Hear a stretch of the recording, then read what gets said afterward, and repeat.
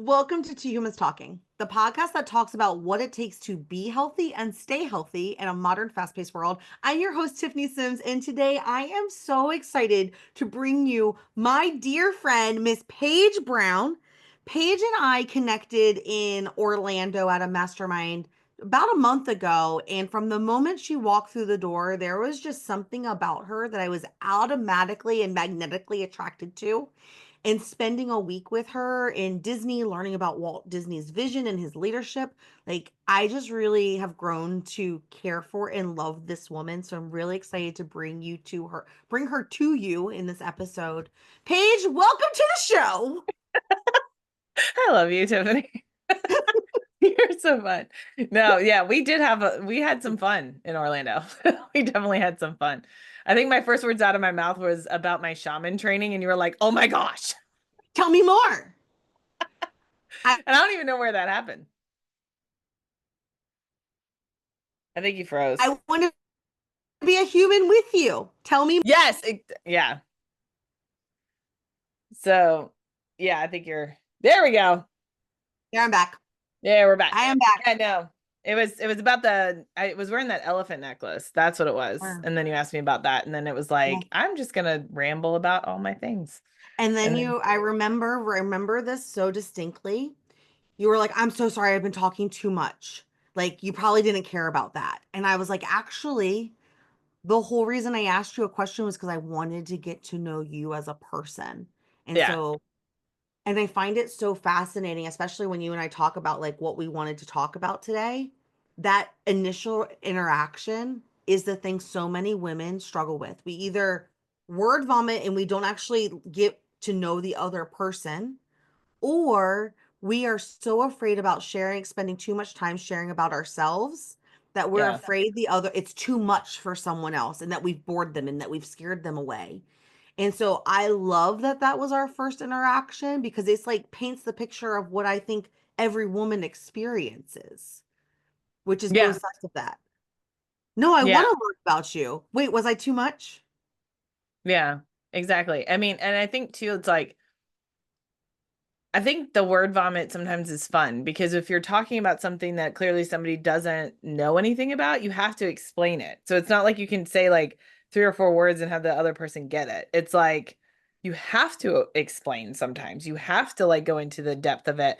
And I think we are conditioned to prepare for what the next thing is that you're trying to say, like instead of actually listening to the person that's giving you the information. And I think that I've been in a place where I have definitely experienced the word vomit from the other side. And I've gotten the apology too. And I'm like, no, I really was interested in what you had to say. So maybe it's not even really the word vomit. It's just more like the sharing of like who you actually are. And I think that as women too, it doesn't happen for men. Men can sit there and Mm. have a 20-minute conversation without actually inviting anybody else into the conversation, and they never apologize for it because they No. stand in it and they're like, I'm confident that you wanted to know all of those things about me, by the way. Yes, you're welcome. Your life is better now. You're welcome. Do you know what I find really fascinating? I shared with Paige before we hit record that I had an interesting interaction today where I was on a coffee chat with a lady who like talked at me Hmm. for 30 minutes. And every time she would like, oh, let me ask you, like, oh, I've been talking too much. Let me ask you a question. Like, I want to know about you. And every time she would ask me a question, before I could even like inhale to answer, she was answering the question from her own perspective. And I chuckle a little bit about it because, one, there was a time where I was that person where there was so much in my head that I wanted someone to understand me, to see me, to like feel like I was participating. And then there's also had the times where like I was too nervous to share because like what if they thought I was a weirdo? Yeah. And so when we were talking about this, the thing that popped in my head was actually there's no right or wrong as long as you are intentionally paying attention to the other person while you're sharing, to receive like body language. Are they engaged? Do they seem interested? Like if they have a glazed over look, like that's a moment to like pause and check in the conversation, because maybe they had a really hard, it's not that they're not interested in you. Maybe they just had a really exhausting day and like the mental capacity was checked out. And so like checking in the conversation to bring them a part of it like is actually beneficial to them and getting to know them. What do you think about, like, where did you land in that part of, like, when I was sharing that, like what was coming up for you? I think very much of like what you said, but I think too it's like that hybrid of you're trying it's like you're trying to show up for yourself, to show people who you are, to like be clear, and then sometimes you want to engage with that question, but then you're so insecure about maybe how they're going to answer, you just like chime in your own response, and so it's like, let me just have this whole conversation by myself. But I think that there's a difference in like, I'm going to word vomit for 5 minutes about like my thing that I'm doing and then actually wanting to know the answer of the question. And I think body language is huge because like my background's in counseling. We have an entire class on body language. Like it's just body language. And if you don't pass that, if you don't get at least a C in that class, you cannot continue in the program. Like it's a super serious thing. It's And a so I got line in very, the sand. yes, it's like, boom. Like if you Oh, fail goodness. this, you're done. You are not meant to be a counselor. You cannot read basic body If you language. do not read between the lines, you cannot be a counselor.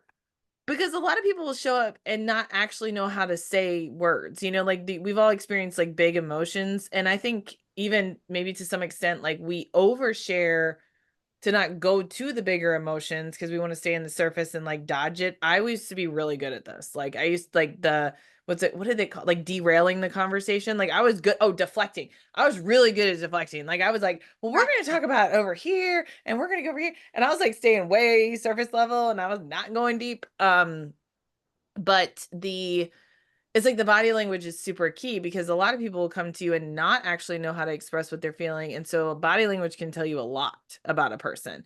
And if they're engaging in the conversation and you can like, you're actively having a conversation and people are like nodding or they're like agreeing with you or like the yeah interjections or yes or whatever, it's like, oh cool, they're actually paying attention to me. And that's something that I try to do too on if somebody's talking to me, because I want them to know that I'm paying attention and that I see them, and that we've talked about this, that my three things are like see, hear, and understand. I am in the present conversation, and that's something that my husband does not do well, and I almost like, you're not an active listener. Like that's what I tell him all the time, because he doesn't do that. He's hearing me, but he doesn't do the actions. And so, Yeah. like you said, the blank stare, it's like you do the check-in just to make sure that they're Yeah. with you and that they're in the conversation. But I do think that word vomits can be insecurities, like on a whole lot of levels, because, and I don't think, I'm going to reframe from saying my introduction with you was a word vomit, because I feel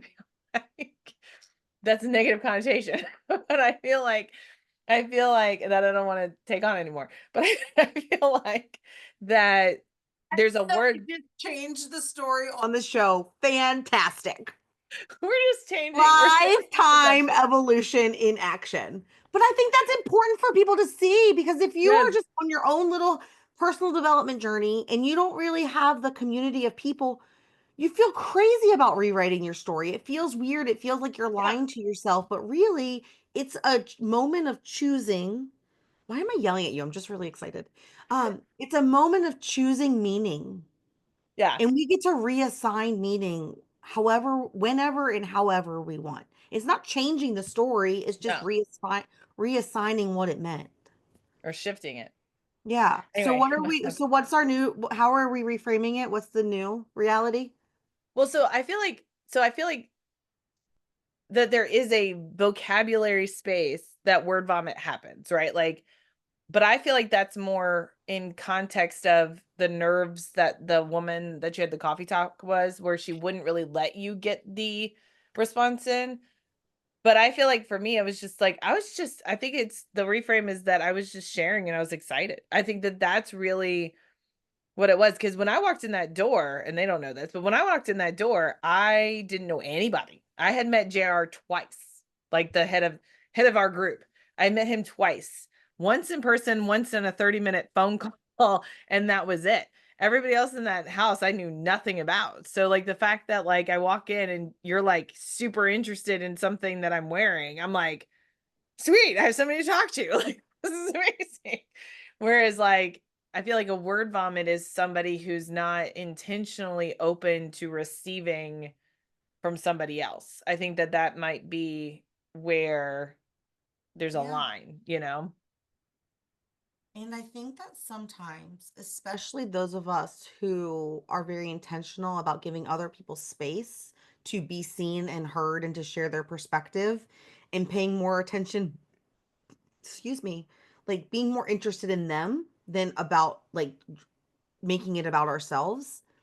I think sometimes when when we sense that someone genuinely wants just asked us a question, there's like this like floodgates of being seen and open and like this whole like chamber of words and experiences that no one before you has ever like asked me about, and I've never actually had an opportunity to talk before, so let me tell you about it. Yeah, I agree with I that think because we're I space holders. experienced that, especially as like a coach. I'm always the one guiding a conversation, asking questions. It's my profession. That's what I get paid for. And so it's very rare that someone actually asks me questions about myself. And Hmm. then I will share, and then I'll be like, oh my God, how long have you been talking? Were you engaged? But like, it's very rare that someone actually asks me about myself. And so I think that we just really an opportunity to be seen and heard and listened to when the world is constantly just projecting at us rather than receiving us Hmm. is like this safety net of like, let me just share with you. Here's Yeah. my soul. Let me open my doors for you. Because no Yeah, one's ever exactly. asked me that before and actually cared what the answer was. Well, and I think too, like, I mean, I think that's absolutely accurate because I feel like, I mean, we both hold space all day long. Like, that's what we do, like, all day. And when, especially the questions when I met you, it was something that I was just learning about, like stuff that I was like super excited about, which was like the shamanism. And I think that like truthfully, actually, I was thinking about this. Truthfully, I think too, I was just getting into this. I just started it in June. So my when I met you, wasn't even 6 months yet, like that I've been in this program. And I'm learning about it and exploring about it. And, this is something that was really like my mission to learn about. And at my house, my husband does not understand it. Like he does not get it. He supports me in my journey, but he doesn't get it. So it's like I can't really talk to him about it. I can't, and so and being where I live and stuff, which is very because in shamanism is more like a spiritual journey. It's not so much for people that don't understand that. It's a very like spiritual, almost like religious experience. And so living where I live, where literally the vast majority of the population are Christians, it's like this whole like taboo thing to talk about. So I think when I walked in the house and you were like, "What is this? Tell me about that." I was like, whoosh, because like I don't have people to talk about that with, and I think there was some kind of shame about it at my in my living space, and now I'm like, screw it, I just want to be happy about it. Like, and there's no reason not to be happy about that. Because everybody has a different spiritual journey and everybody should be respected for that. And after I met you and then a couple other people that were so into it, it was like, oh, it's almost like giving you permission to like see it. Um, because we do hyper criticize ourselves for being different, you know? Especially when it's new and we don't really know where we land and how we actually feel about it and like what our own beliefs around something are. Yeah. Like having the thing that the takeaway, like the bullet point that I just like mentally noted was if you're around people who aren't seeking understanding and giving you a space to like use your words to explore what you're doing and where you act what you actually believe and where you fall in something, and you're just surrounded by people who are constantly like redirecting the conversation or shutting you down, go find other communities of people who are open to receiving. Because what the listener right now, our bestie listening, doesn't know is that you, Paige, didn't want to come because you're like, I Mm, don't know anyone. I'm not quite sure where I'm pivoting in my business. What am I going to offer? Like, what value am I bringing to the table? Like, I have value in myself, but like some things behind the scenes are a little messy. And so, mm, like, and I don't know these people. Should I really go? And then you walk into a room of people who don't know you, have zero judgments of you, but are fully open to just giving you space to like talk through what you believe to be true live time. It with zero impact of how it changes them. Like your experience changes my experience zero, other than like experiencing it and giving me things to go back and like chew on to determine like mhm. if that changes my belief system or not. Yeah. I think we don't know that those types of people and those types of spaces exist. And so we like feel shame that we're different and that no one Hmm. gets Well, and I agree. And I think that to spin off of that, I actually had this conversation with my shaman the other day. So it's kind of funny this is going this direction, but I I think that there's so many, so pause, back up.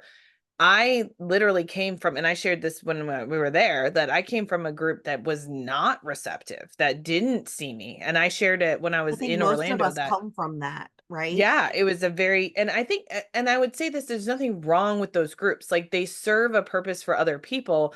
They just may not be your people. So you have to find your people. And my shaman was talking to me and she was just like, if your needs are not being met, by a person, by a place, by a thing, whatever that is, right?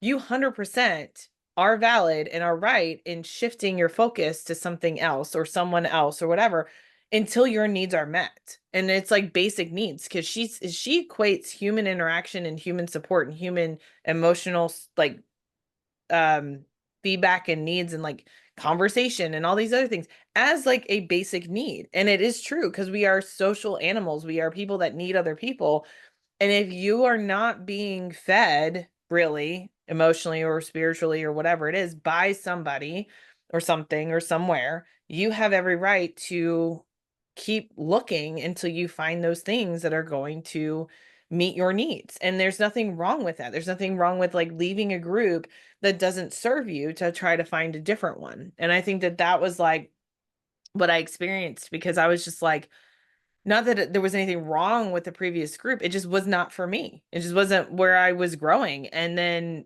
to literally go into a group where I was like, wow, this is crazy. Like people actually want to hear what I have to say. Like that was nuts for me. So because we're both in the, I would say, soft sciences background. That's what I when I was in college, that's what I was called because I was sociology and philosophy and counseling and all of the nerdiness.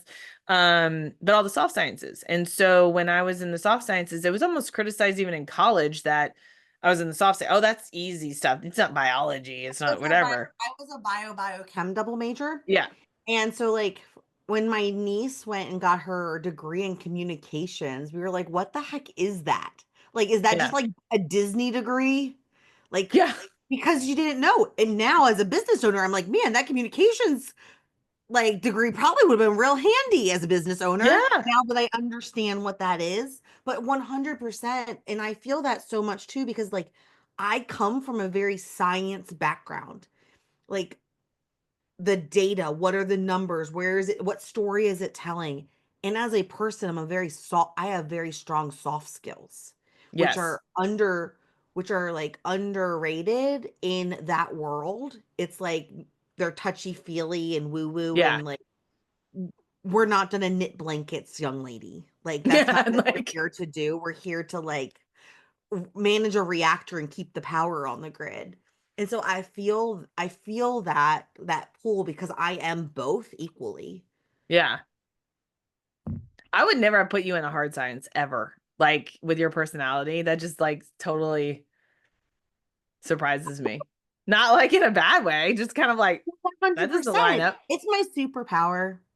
It's cool. I mean, I used to love dissecting frogs, so I'm totally fine with that. I'm just saying science was like I loved science when I was in school.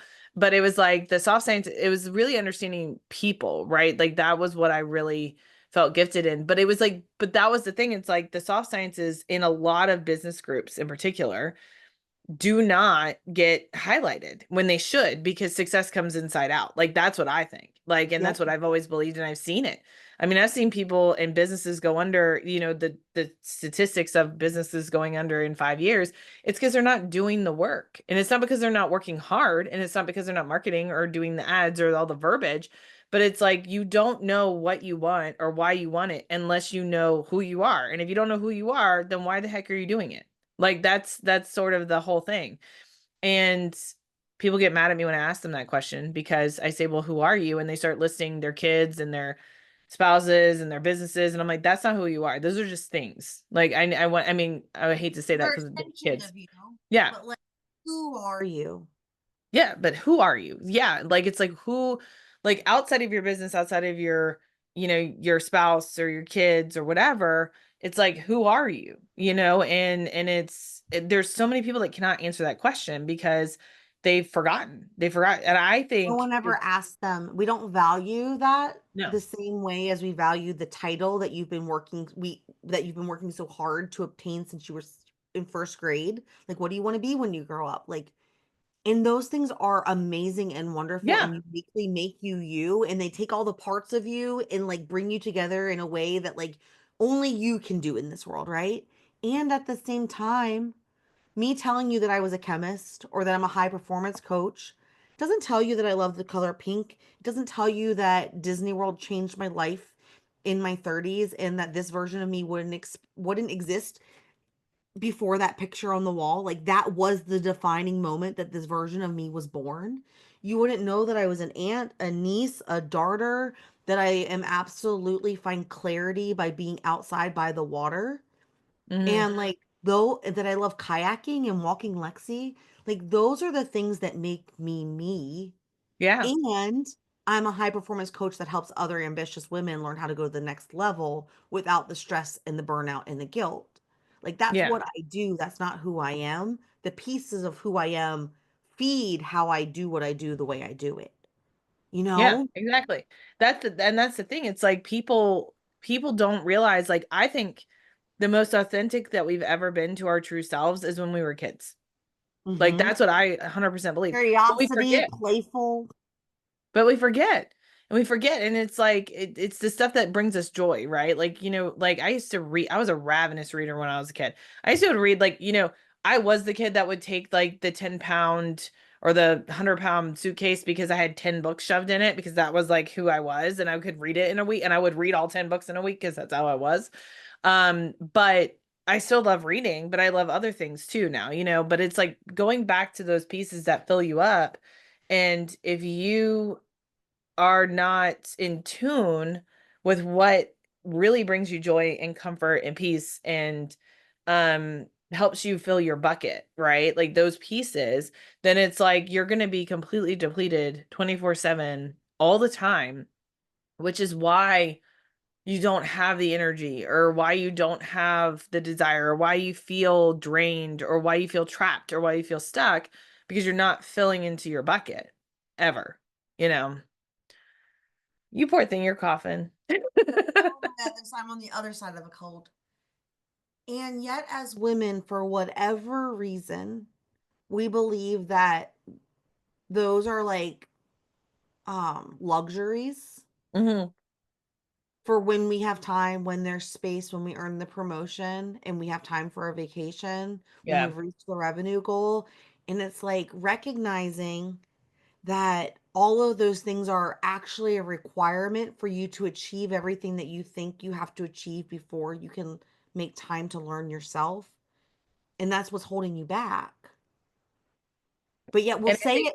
We'll be the first. I'll be the first to be, as women, we'll be the first to tell our girlfriends that we need to do things for ourselves and we need to like learn how to be playful again and learn what makes us us beyond being a mom and the whatever we do for work and a wife and a whatever. But yet when it comes to ourselves, it's like that sounds nice, but like I don't deserve that. There's no time for it. Like it's Yeah. the last thing on my mind. Or these people have to come first, or that thing has to go first, or, and I think that, and what I feel like with most women is they don't realize too is that thinking that you have to put other people first, or thinking you have to put or like thinking of like, oh, this thing has to get here, then I can do this, or putting like what's it called, like restrictions on yourself, or like, all of these things is actually like you're just flat out sabotaging where you should be. Like you're sabotaging the success that you could have.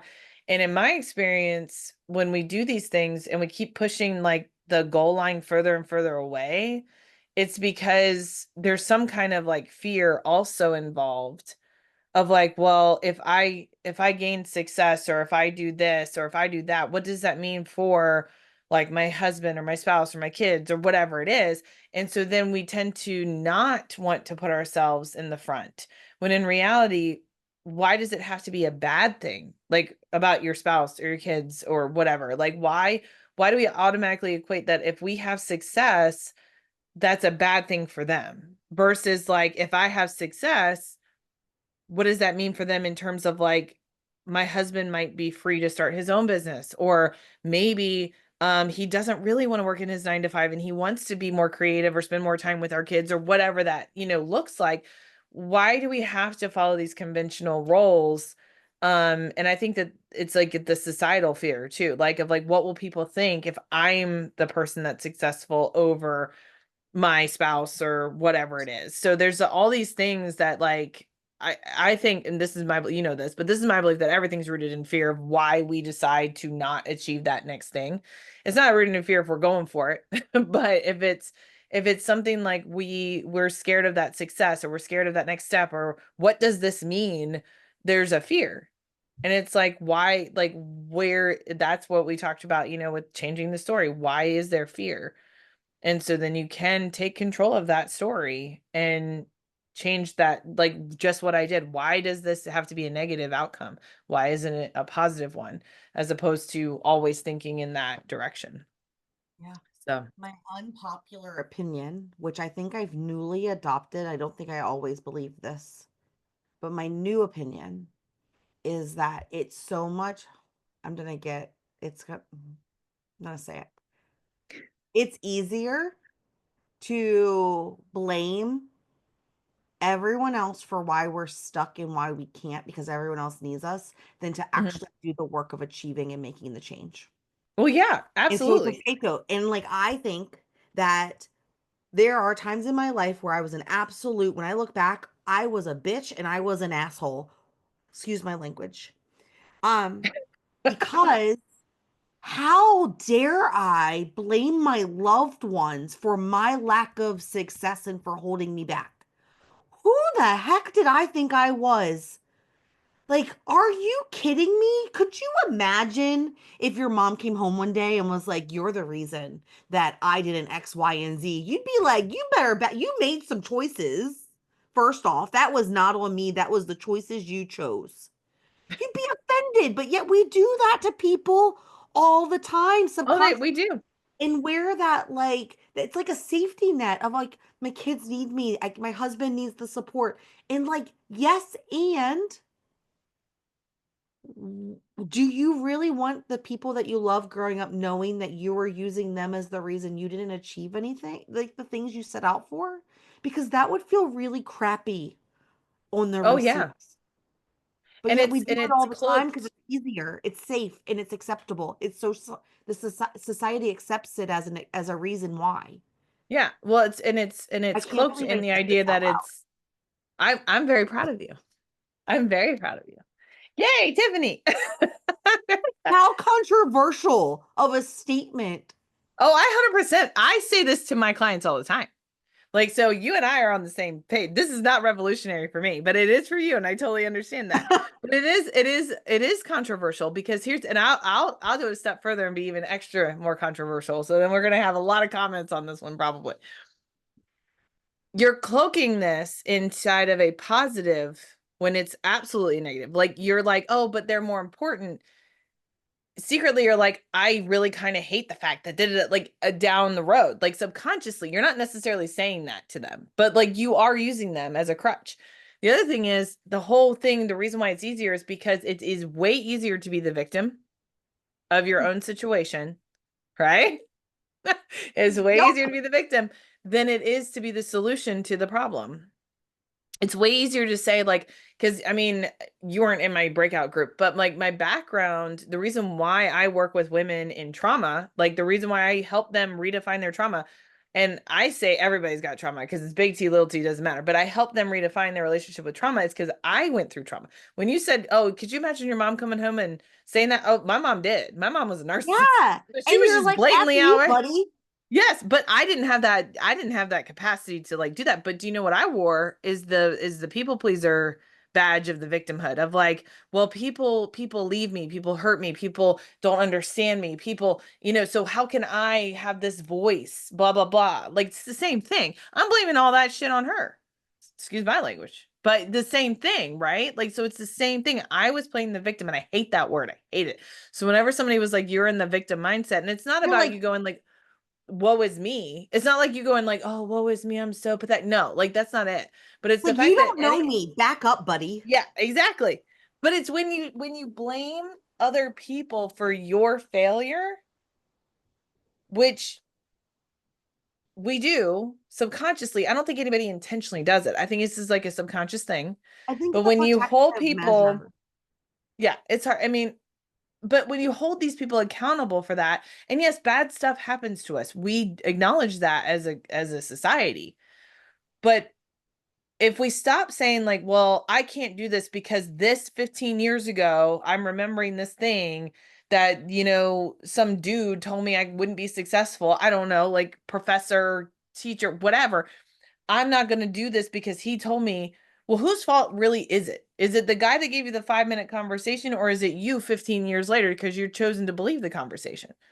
Right. So it's the same thing. It's like if you hold yourself accountable and you actually look at yourself and you look at the situation, if you're continuously blaming everybody else around you, even in a passive way of like, well, they're more important, I need to be in the sacrificial way, then you are living in a victim mindset. And I absolutely hate that. So I was like, as soon as one of my coaches, this was like 5 years ago, told me that, I was like, that's not, I'm not doing that anymore. I was like, heck no. And so because I hated that word. And I started the work like that day of like catching what I was saying to myself, because we won't say it out loud necessarily unless we're like, oh, she's such a good mom, she does this, like you get that, but secretly inside you're like, well, I can't do this because of X, Y, and Z. If you're doing that continuously, that's why you're on the hamster wheel. That's why you're trapped in this cycle and you're not moving forward. So Oh my gosh, this is so good. So, so good. And I think that like one of the big parts in that, because everyone's like, I'm not a victim. I am surviving the cards I was dealt, right?